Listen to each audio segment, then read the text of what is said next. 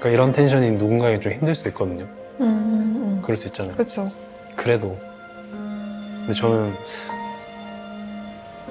뭐 저랑 비슷한 텐션일 때가 사실 제일 마음이 편안한 것 같긴 해요. 주파수가 맞는. 편한 사람과 끌리는 사람, 당신은 누구에게 매력을 느끼십니까? 그 사람만 보면 왠지 편안해, 왠지 말이 잘 통해, 이런 사람이 있겠죠. 또 한편으론 나랑 뭔가 다르지만 자꾸 생각나는 사람이 있습니다. 사람은 왜 이런 상반된 감정을 동시에 느끼는 걸까요? 핫페어링의 재현, 그리고 두 남자, 우재와 지민. 한 명은 너무 젊었고요, 한 명은 세심하고 멋집니다. 당신이라면 누구를 선택하시겠습니까?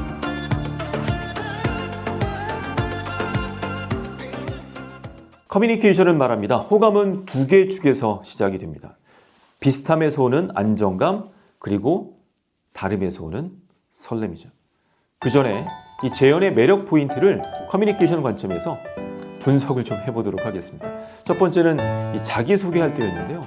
저도 강의나 코칭을 할 때 자기소개 길게 할 때 있습니다. 뭐 KBS 아나운서다, 커뮤니케이션 박사다, 어디 강의를 갔었다. 그런데 재현은 다른 사람들이 많은 이야기를 하는데 본인이 어느 대학에 나왔는지도 얘기하지 않고 저는 변호사입니다. MSG나 허세 없는 담백함이 매력적이었고요. 두 번째는 표현과 말투가 간결합니다. 짧게 쓰는 것이 더 어렵다라는 표현을 쓰죠.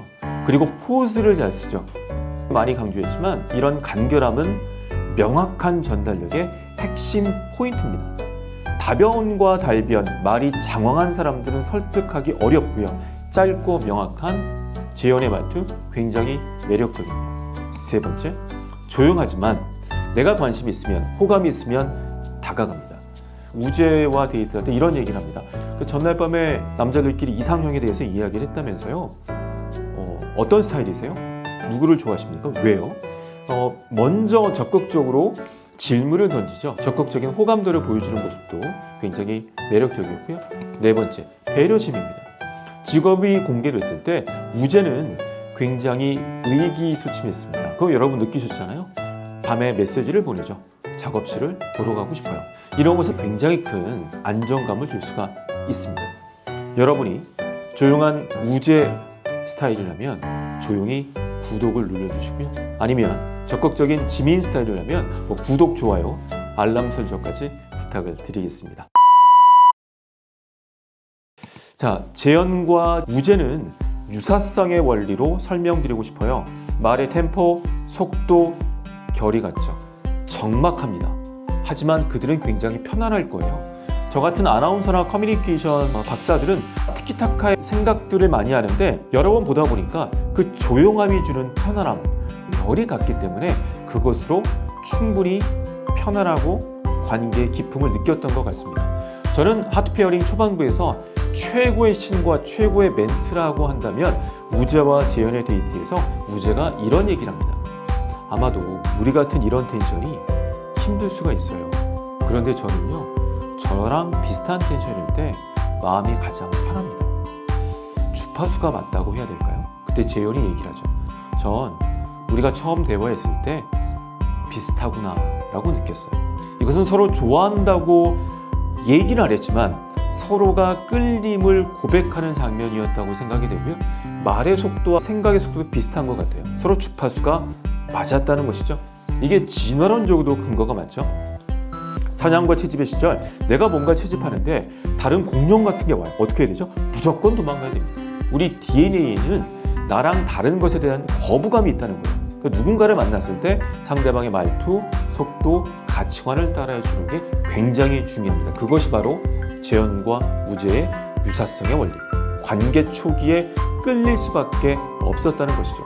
하지만 한계도 있습니다. 너무 편안해지면 뭐가 있죠? 익숙함, 설렘과 자극이 없죠. 그때 두 사람 중에 한 사람의 촉발, 트리거를 시켜서 변화를 줄 필요가 있다는 생각이 듭니다. 자, 이번엔 재현과 지민의 관계를 볼까요? 우월성의 원리와 보완성의 원리로 설명드리고 싶습니다. 거창한 것이 아니라 내가 가지지 못한 것, 나보다 뛰어난 것들이죠. 우월성은 저 사람은 굉장히 똑똑한 것 같아. 존경심이 담겨 있는 것이고요. 보완성은 내가 좀 꼼꼼하지 못한데 꼼꼼해. 서로의 조화에 대한 이슈겠죠. 지민은 어떻습니까? 직진형 화법, 자신감, 주도성, 속도감, 그리고 또 세심하더라고요. 입술이 불어튼 그 모습을 지민은 캐치를 합니다. 근데 우재는 캐치 못한 부분도 있었죠. 이런 스타일이 처음에는 당황스럽지만 또 볼매라고 해야 될까요? 자극이 될 수 있다는 것이죠. 커뮤니케이션 이론 중에서는 사회적 보상 이론이라고 있습니다.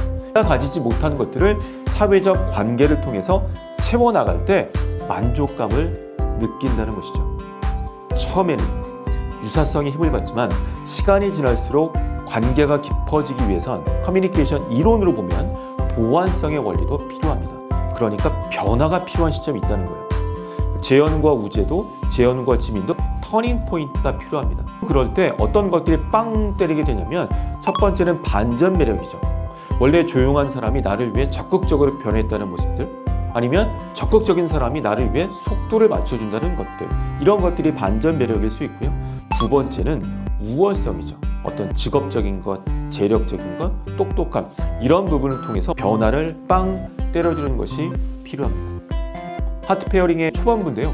관계라는 게 어떻게 될지 모르겠지만 관전 포인트라고 생각을 한다면 이 조용한 우재가 지금은 유사성의 원리로 유지를 하고 있지만 과연 본인의 예상치 못한 반전 매력이나 주도적인 모습을 보여줄지 우리 지켜봅시다. 그리고 지민이 약간 지금 적극적으로 대쉬를 하고 있는데 초반에 이런 말을 했습니다. 재현에게 속도를 맞춰줄게요.